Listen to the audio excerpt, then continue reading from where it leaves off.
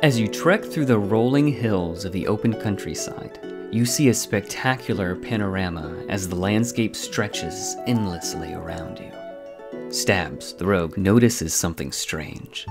The birds have fallen silent. Small pebbles and sand begins to vibrate, almost imperceptibly. Suddenly, the serene landscape cracks open and the earth itself erupts as a monstrous, chitinous, insectile monstrosity bursts forth from below, sending clods of dirt and rocks flying.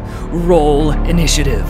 This should be where the action starts, but usually this is where it stops, as the players find their dice, roll, search their cluttered character sheet, and add modifiers and talk over each other as the DM polls the group, asking and re-asking what everybody rolled, and then rolling for the monsters and putting clothespins on the DM screen in the right order. Madness.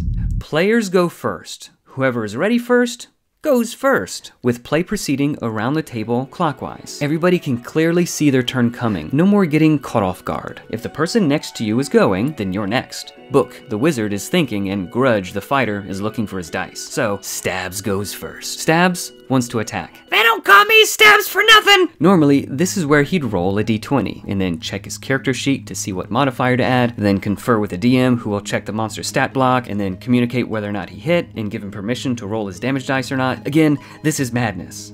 With very minor adjustments, we can cut to the chase and just roll the damage dice. Stabs rolls a 1d4 for his dagger attack. On a 1, he misses. On a 4, he crits. And he gets a natural 1, a miss. Normally, this is where his turn would be over. A wasted turn. Now, instead of an action, bonus action, and movement, players get 3 action points. Attacking costs 1 action point. Because Stabs rolled fairly high on his initiative, he starts combat with 2 AP. He's got 1 left. He can attack again, but with stacking disadvantage, so he'll roll 2d4. 1 more shot.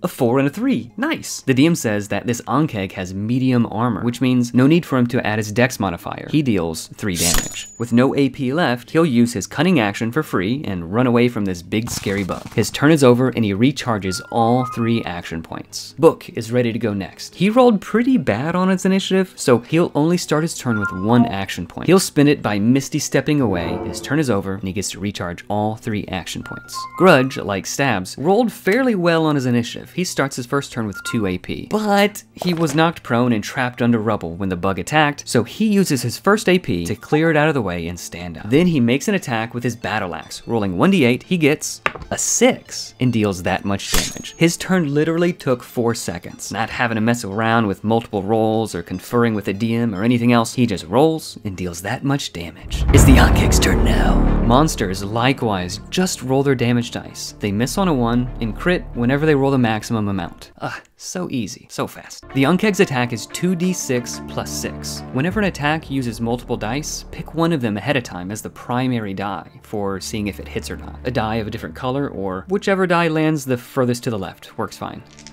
He gets a 2 and a 3. So the ankheg hits, dealing 11 damage. Now you might be thinking, what about armor class? Great question. There's a new block dodge reaction that players can take once per turn to reduce damage from an incoming attack based off of their AC. Now players get to have a say over when they take damage or not, at a cost. Grudge spends 1 of his action points to exactly block 11 damage. Nice. He takes no damage, but he is grappled now as the bug bites down on his shield and lifts him into the air with it. The ankheg's second attack, Razor Claw. 1d12 plus 6 is made with advantage.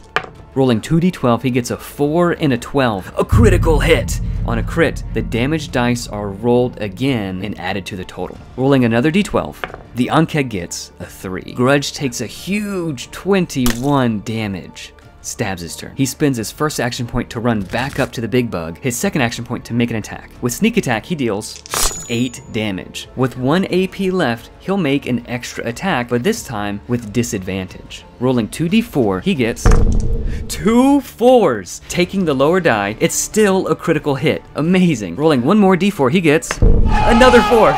There's no limit to how many times a critical hit can compound, except for your luck. He rolls 1 more d4 and gets a 1. Different sized weapons have different chances to crit and to miss. This evens out the damage curve a bit, so instead of, I guess I'll take the weapon with the bigger damage, weapon choice is a lot more interesting because on critical hits, players ignore monster armor class. In this case, Stabs gets to add his dex modifier to the damage as well when he normally wouldn't against a medium armored monster. So he deals 12 damage on this attack. Book's turn. He wants to cast a big spell. Cantrips and bonus action spells cost 1 AP, but leveled spells cost 2. Chromatic Orb, upcast to level 2, rolling 4d8. Alright. The first die isn't a 1 or an 8, so it's a normal hit. 21 damage altogether. Well done, Book. One more action point left. He casts the cantrip Firebolt, since it's his second attack with disadvantage.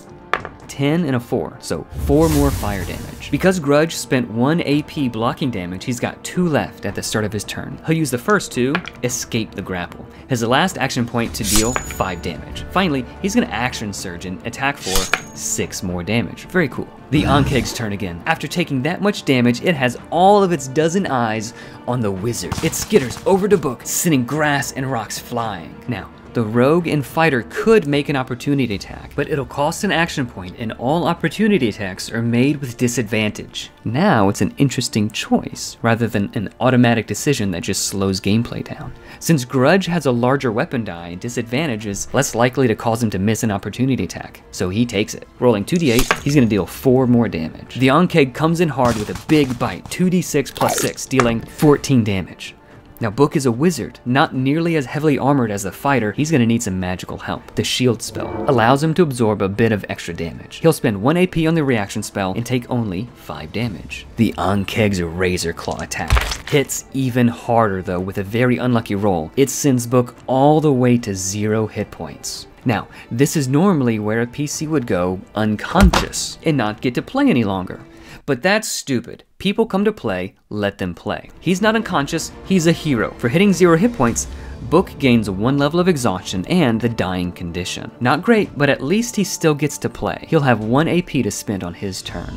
Seeing the way that this fight is going, Stabs is going to start his turn by assessing the situation. He spends 1 AP to make an insight check to see if he can read the bug at all, what it's planning on doing next, or maybe how much more punishment it can take. Rolling, he gets a 22 on his insight check. Wow. So the DM gives him some juicy information. The bug is looking rough, and it has a meal. It wants to escape and eat in peace. Better stop it before it gets away with your friend. On such a high roll, Stabs also spots a weak point in the ankheg's chitinous armor. Attacking there will grant him advantage on all of his attacks this round. Stabs runs up for free with his cunning action and makes 2 attacks with his last 2 AP. The first one with advantage, the second as a straight roll since advantage and disadvantage cancel out. Dealing 19 damage total. Book's turn. He knows he's likely not strong enough to pry himself out of the mandibles of this thing, and since he's dying, he only has 1 action point to work with. So instead, he'll cast Misty Step to get away. But attacking or casting a spell while dying is very taxing on the body. Book is able to successfully get away, but he has to make a strength save to see if he's injured himself any further. With an 8 on the save, he fails, taking a 2nd level of exhaustion. If he gets to 6, he's dead. The tension rises. Grudge moves in for 1 action point and attacks for 7 more damage. The ankheg turns to find his meal has gotten away. It charges toward Book again, claws clacking. It makes a Razor Claw attack for 17 damage. Taking damage while dying will cause Book to suffer 2 more levels of exhaustion. 1 more hit, and he's a goner. For its second attack, the ankheg goes for the kill with its bite attack, 2d6 plus 6, dealing 13 damage. But Book is smart. He thought ahead, and when he teleported, he moved near his companion just close enough for him to be able to help if needed. Stabs uses the interposer reaction, pushing Book out of the way of the attack, becoming the target himself instead. He uses a 2nd AP to dodge some of the incoming damage, taking only 7. Multiple reactions in 1 round is fine, but a player's only allowed 1 of each. Doing lots of things during other players' turns means you'll have less you can do on your turn, keeping the game moving along quickly. Stabs' turn. He's only got 1 action point. He knows that if this bug has 1 more turn, then his friend Book is likely a goner. He asks Book for a little bit of help. Hey buddy, you think you could distract it for me? Book, on the verge of death, spends his only action point to waggle his rear end. The DM loves the idea. It makes sense. That would totally distract the ankheg. No need to roll to see if the help is successful. Stabs gets advantage on this attack. Rolling 2d4 plus his sneak attack dice. In a flash, the rogue's dagger finds its mark. With an agonized, gurgling, insectile screech, the ankheg convulses as its innards spill out, and the lifeless husk falls dead at the rogue's feet. congratulations, the day is won. Combat in D&D can sometimes be a predictable slog, but this encounter was run using a 5e variant called Nimble. It speeds up combat and fixes a lot of the frustrating, time-wasting aspects of the game, giving both players and DMs more interesting, tactical options for play, without slowing the game down or making it more fiddly. It's quick to pick up and drop into any existing campaign. Players and DMs so far love it. If you'd like to try it out, follow the link in the description to download the free core rules. We've got just a few days left on the Kickstarter campaign. If you'd like to get the full PDF or print copy, you'll have to act pretty quickly. If you're watching this in the future, the project blew past all the funding goals already, so there's probably going to be a few extra copies for sale. Check the description. If there are any left, I'll have a link there. Any questions or comments, you know what to do. If you like this, go ahead and hit the thumbs up button too. That'll help other people see it. Thanks for watching.